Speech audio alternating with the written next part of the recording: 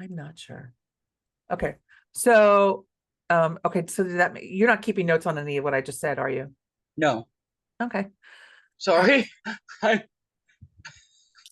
at least I'm honest. I'm not lying to you. So basically, you want me to tell my story, and it's a 15-minute.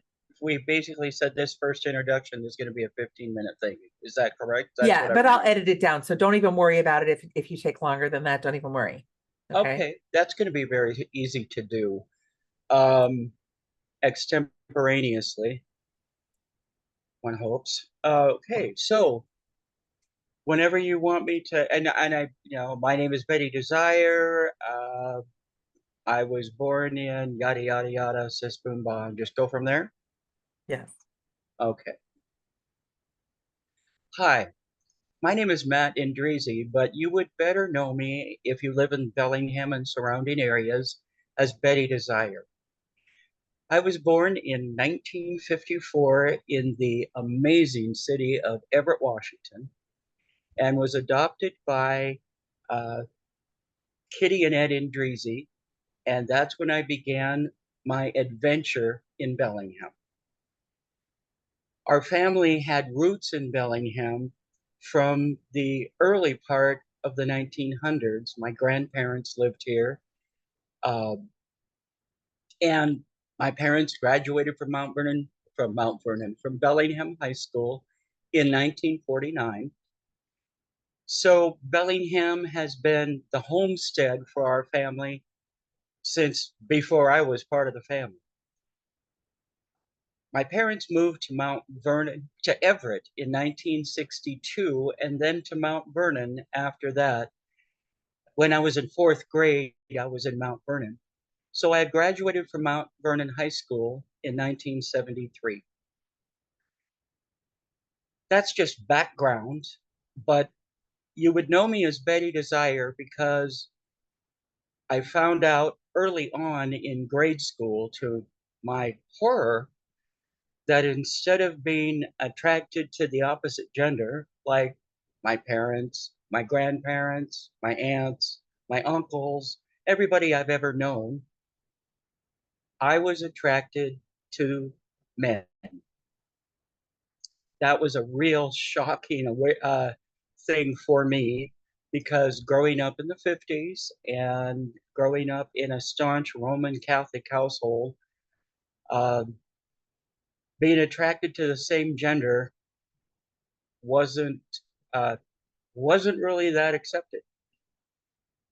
So I hid like most gay people do, and I attempted to live a straight life or like everybody else until I could until I could change it.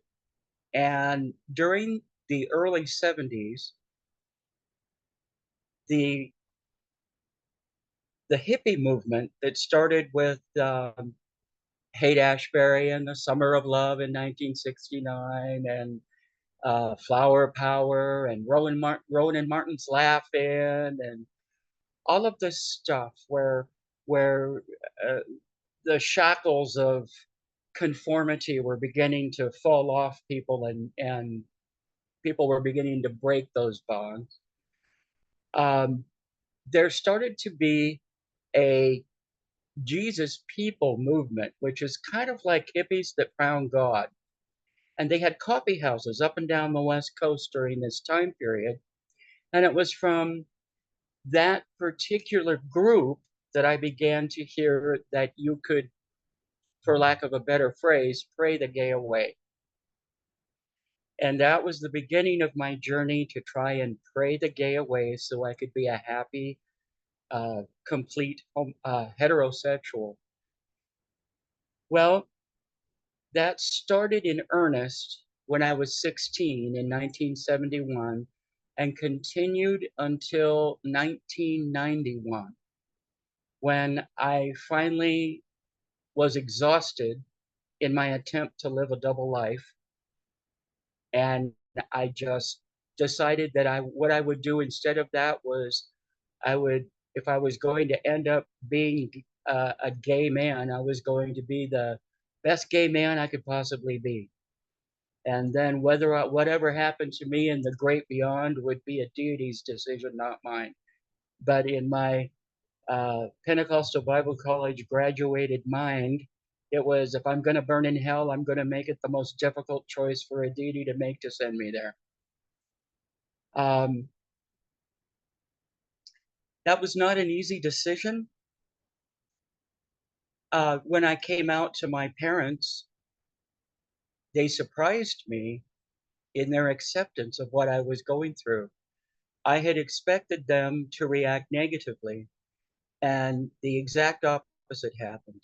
My grandmother had just passed away, and my father, in his wisdom, had given my brother and I a key to the family home and left everything untouched for 3 weeks and said, go in, look around, take time, and be there and process the loss of your grandparents. And after 3 weeks, we'll start taking care of getting rid of the estate. So I was in my grandparents' house and nothing had been touched. And it was raining that day. And one of the things that got me more emotional that afternoon was when my grandmother would come in from the rain, she would always stomp the rain off of her galoshes. And I could tell when she was coming into the kitchen because I would hear her feet stomping the rain off her galoshes before she came in. And that day, I heard, like, it sounded like my grandmother was going to walk through the kitchen door, and I couldn't deal with it.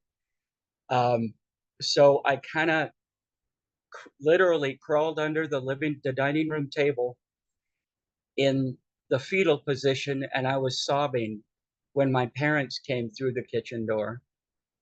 And mom and dad came over to where I was in the fetal position underneath the dining room table and said, Matthew, what's going on? What's happening? And through my sobbing, I said, I, I'm gay. And my mom bent down and hugged me while I was still lying under the table. And she said, Matthew, it's okay. Your father and I believe that this is genetic and you're still our son. And we love you just as much now as we did before you told us. Our only concern is what is going to happen to your wife and kids. And that's how I came out to my parents. Um, I tried for a few years after to still pray the gay away. Prior to when I got married, I had talked to my fiance and told her that I was attracted to men. And I thought with enough prayer and counseling, I could change. Um, that was a great attempt, but it wasn't accurate in my case. Maybe some people can, but I personally don't believe that. But we are all individuals. So I knew I could. And that began my journey of acceptance and learning who I am and how to be the best me possible. So I came from a Christian tradition of a tight community in the charismatic movement that was I was involved at the time. And when I first ventured out into the queer community, I didn't see that similar type of camaraderie. So I used theater and Betty. That's when Betty became a thing. I used theater and the suspension of disbelief as a communication tool to try to bring conversation and community into where I was.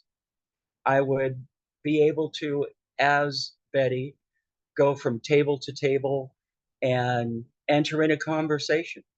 And the odd thing about theater is a perfect stranger in costume can do that. And I used that suspension of disbelief to make connections and network, if you will. I laughingly was referred to as Betty the cruise director back in the day because other people who were more shy would come up to me and say, "Hey, Betty, um, I'm kind of interested in meeting the guy that's sitting over at that table. Would you go talk to him and find out his situation and then come talk to me? I'll buy you a drink." So that began my time as Betty the cruise director because that was before Grinder or any of the dating sites. So, I guess I was the unplugged version of Grinder back in the day. I love that. Love Boat was an amazing comedy at the time, and so I was Betty the cruise director for many, many years. I still like to, when I'm out and about in character as Betty, I still like to take a moment and say I'm going to do a walkabout. And I will walk around, and if I see someone sitting by themselves at a table, I'll go introduce myself and start a conversation. In a way, starting this program is similar to that in that I want to bring conversations to the community. Conversations from people in our community that we may or may not know, and that will facilitate community building. Everyone in Whatcom County has their story, and all of us are part of what makes our area an amazing place to live. I want to focus on that and focus on our neighbors and bring back a lot of the camaraderie that I knew as a child when it was very common that everyone that passed you on a sidewalk would give you a greeting, a good morning or a hello or something like that. We've lost that to a degree. And I'd like to, in a very small way, begin to bring that back where neighbors will start knowing about neighbors like we did back in the 60s. When I was a kid playing at Broadway Park, I didn't have to worry about staying close enough to the house to use the bathroom when I needed to, because during those days, all of us kids would just walk up to the nearest house, knock on the door, and say, "Mrs. Wagnes, can I use your restroom?" And it was fine. Can you imagine trying to do that in today's world? We need that back. And if hearing stories from your neighbors, be they queer or an ally or an adversary, hearing those stories brings the humanness back into our relationships and friendships with each other. And that's something I want to be a part of. I want to ask you, can you tell me the year? That was weird. The year you got married and how many kids you have? Are you okay with saying that? I have two children, two biological children, and scores of adopted ones. And you were married in, 1979. say that as a full sentence. I was married in. I was married in 1979. And the phrase I love that I'm going to, I don't know what I'm going to do with this phrase, unplugged grinder. Something about that was just too funny. Thank you. um, can you talk about the birth of Betty? The birth of Betty. Yes. Betty started in, boy, I'd have to do some research and find the actual year. I ran for, Betty started in 1991 at my coffee shop in Ferndale, Washington, called Matt's Place. And my first attempt at Betty was for the Rocky Horror Picture Show that I was showing at Matt's Place once a month. And Betty evolved from there. The coffee shop moved from Ferndale to Bellingham on Champion Street. And the manager of Rumors Cabaret, Eric Heimberger, came into the coffee shop and asked if I would consider doing a Wednesday night summer fill-in show as Betty. And I said, sure, why not? So that's kind of when Betty really started. I won Closet Queen, which our 42-year-old drag organization, that was the first title when you start the progression of drag organization titles. And anyway, so I said yes to starting a Wednesday show as a summer fill-in. And 25 years later, we entered into fall. I did a weekly Wednesday show for roughly 25 years at Rumors Cabaret. I sing live, and I did that because I have some physical disabilities. So if you see me do a dead drop, for those who have seen a drag show, it's important to call 911. And frankly, that's on my bucket list. Before I leave this planet, I want to effectively do a dead drop in a drag performance. No one's going to let me do that, but that's still on my bucket list, as is riding a mechanical bull. And I can't do that because I am a member of the Zipper Club, and liability insurance won't cover someone who's had a heart procedure like that on a mechanical bull. I know that for personal experience because I tried to go to the Royal and get on a mechanical bull, and since I don't lie very well, they said, no, you've had a heart procedure. I also can't do the bungee jumping thing that is now in the mall at the Bellis Fair Mall. Same reason. So I missed my opportunity. For years, I wanted to do a fundraiser as a drag queen by jumping out of an airplane, and I can't do that now either. So I guess the moral of that part of the story is if you have things you want to do them while you're young and you still have a body that bounces when it hits the concrete. Otherwise, you'll miss out.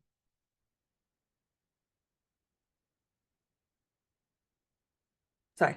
Let's talk about the kind of people that we're going to be inviting to be our guests and why, what kind of conversations. So yeah, so talk a little bit about how we're deciding who to invite and a little bit what we hope to bring to the conversation. I don't think we should say who we want to invite because I think that opens a can of worms. Yes. At this point, but just say the kind of people that we want to talk to are blah, blah, blah. And the kind of conversations we want to have are blah, blah, blah. Let me think for a second. Let's before we you can edit this, right? So I don't want restrictions on who we can talk to because we want to be inclusive of the entire population. No, what I'm saying is I don't want to say who we're inviting now in case they don't come. Oh yeah, we won't do that. That's what I meant. That's what I meant. Okay. I think I know how I can put this. Okay. I am really looking forward to talking to as many individuals as possible that live and enjoy our area.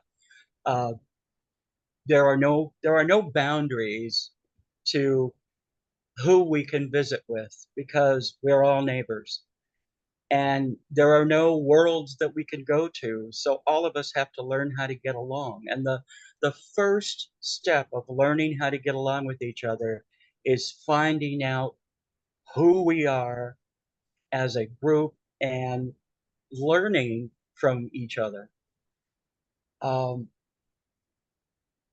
Okay, I'm stuck. I thought I had something better than that. No, that was good. That was good. Okay.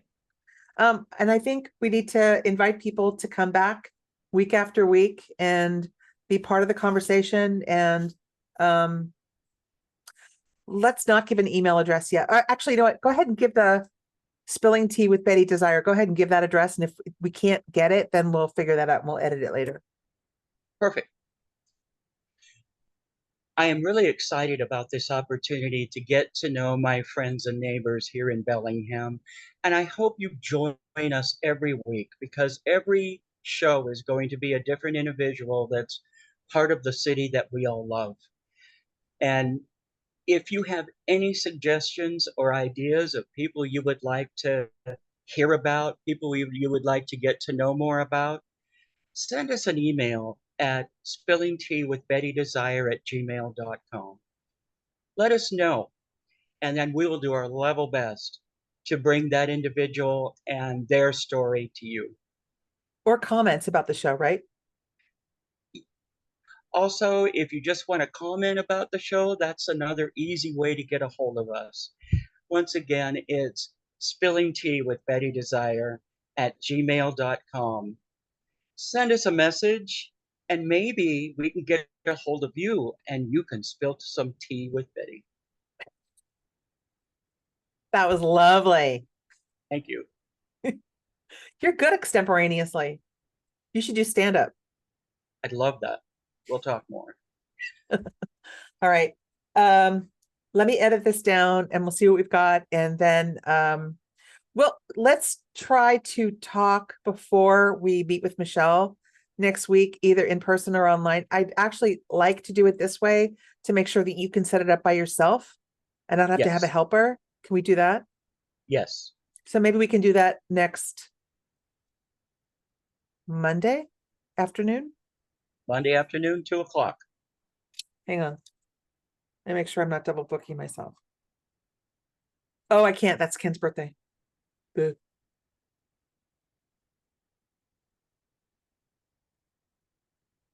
Yeah, I can't do Monday. I could do Monday evening. Are you around? Sure. Okay. Let's do Monday at 6. What time works for you? No, you name the time. You're the producer. I'm the talent. You're in trouble. No, you're in trouble. I So know, let's it'd say be great. Monday at 6, and I will send you a link. Well, I'm Monday gonna at- come up with a regular permanent link for the show just so that we don't have to keep coming up with a new one. Okay. All right. Good.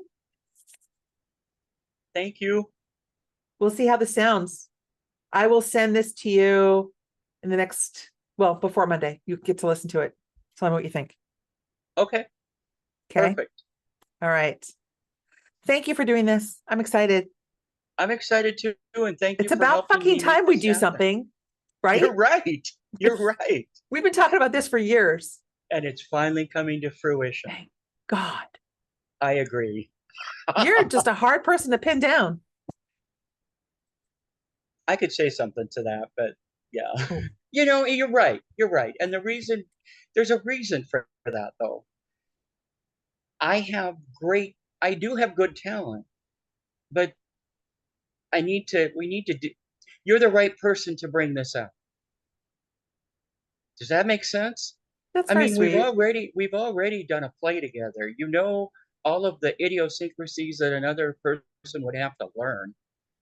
And I think it's a good match. I really do. I'm incredibly excited about working with you on this and grateful that you're helping me.